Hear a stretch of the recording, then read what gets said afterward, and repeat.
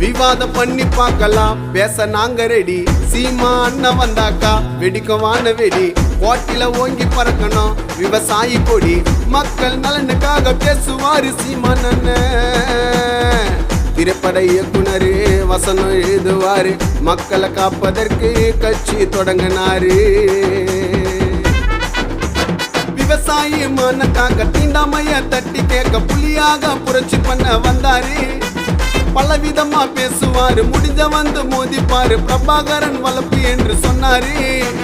ஒழியணும் ஊழல் அழியணும், உழைக்கணும் அண்ணன் தான் ஜெயிக்கணும். ஜெயிச்ச பிறகு ஊரு உலகம் அண்ணன் பேரை பேசணும். தப்ப தட்டி கேட்க வந்தவர் யாரு? ஊரே சொல்லுதுங்க சீமான் அண்ணன் பேரு.